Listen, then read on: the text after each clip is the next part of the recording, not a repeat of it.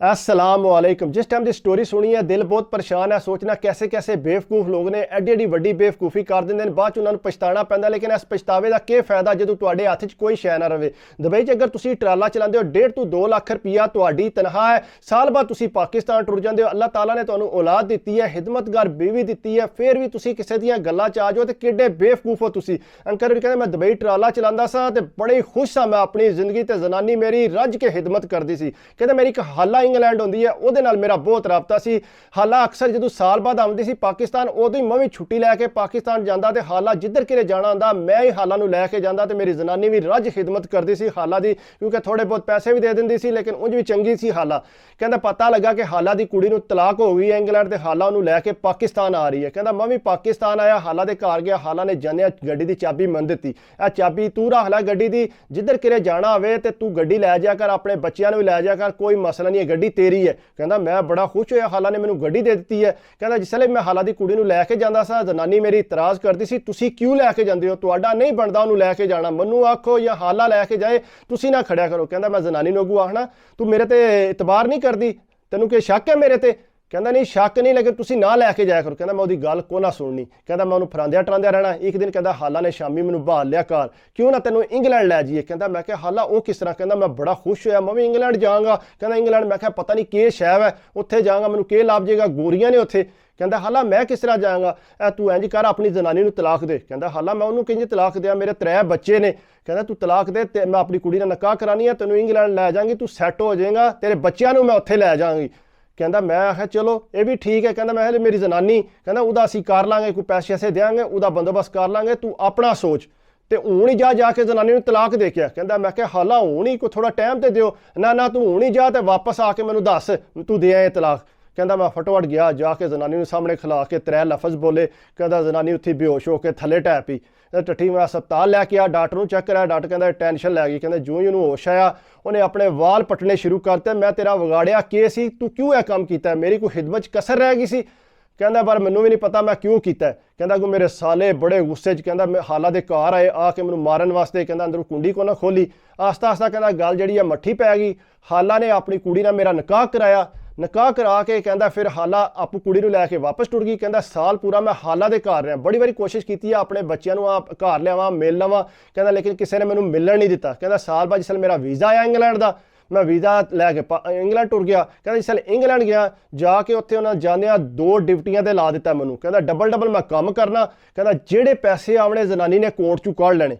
कहता मैं तो ये चंगा काम हो रहा, मैनू पैसा नज़र ही नहीं आ रहा।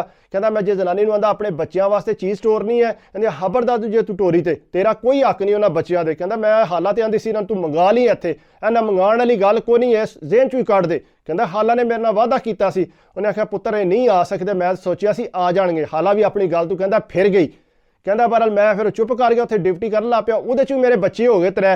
कहता मैं चोरी छुपे अपने बच्चों जिस पाकिस्तान चीज़ां टोरियां, बच्चों ने कोई चुक के बाहर मारिया। उन्हें आख्या सानू नहीं तेरिया चीज़ां चाहिए। जनानी ने भी आख्या खबरदार तुसीं अपने प्यो की कोई चीज़ लवो, कदे पैसे नहीं उन्हें ले, कदे कोई चीज़ नहीं लई।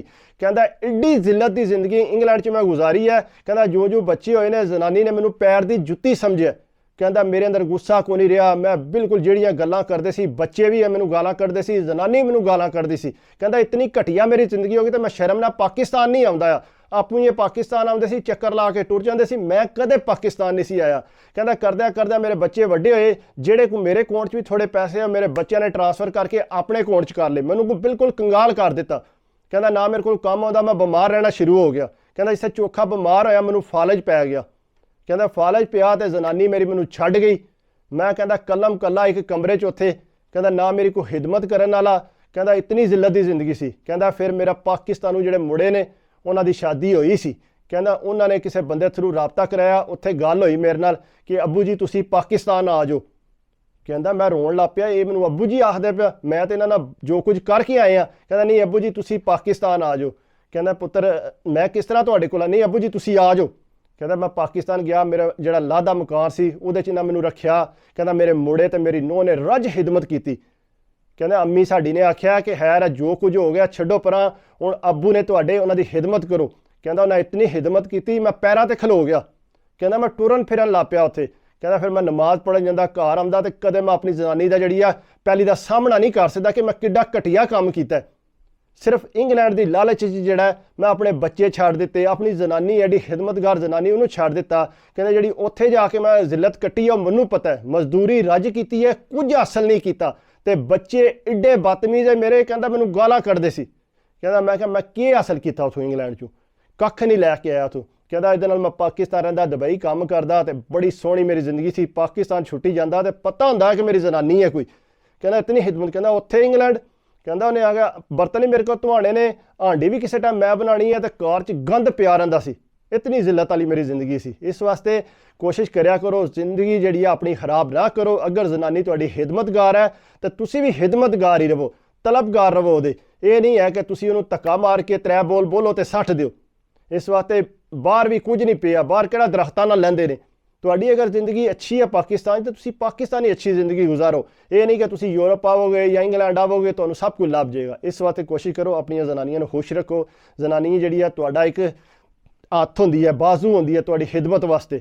ਇਸ ਵਾਸਤੇ ਉਹਨਾਂ ਨੂੰ ਤੰਗ ਨਾ ਕਰਿਆ ਕਰੋ। ਅਗਰ ਮੇਰੀ ਵੀਡੀਓ ਤੁਹਾਨੂੰ ਅੱਛੀ ਲੱਗੀ ਹੋਵੇ ਤਾਂ ਪਲੀਜ਼ ਯਾਰ ਲਾਈਕ ਕਰਿਆ ਕਰੋ, ਕਮੈਂਟਸ ਕਰਿਆ ਕਰੋ, ਸਬਸਕ੍ਰਾਈਬ ਕਰ ਦਿਓ ਤੇ ਦਿਲ ਖੁਸ਼ ਹੁੰਦਾ ਹੈ। ਬਾਕੀ ਇਹ ਕਿ ਦੁਆਵਾਂ 'ਚ ਯਾਦ ਰੱਖਿਆ ਕਰੋ, ਕੋਈ ਛੋਟੀ ਮੋਟੀ ਗੱਲ ਅੱਗੇ ਪਿੱਛੇ ਹੋ ਜਾਏ ਤੇ ਉਹਨੂੰ ਇਗਨੋਰ ਕਰ ਦਿਆ ਕਰੋ, ਜ਼ਿਆਦਾ ਮਹਿਸੂਸ ਨਾ ਕਰਿਆ ਕਰੋ। ਬਾਕੀ ਆਪਣੀ ਸਿਹਤ ਦਾ ਖਿਆਲ ਰੱਖਿਓ। ਅੱਲਾ ਹਾਫਿਜ਼।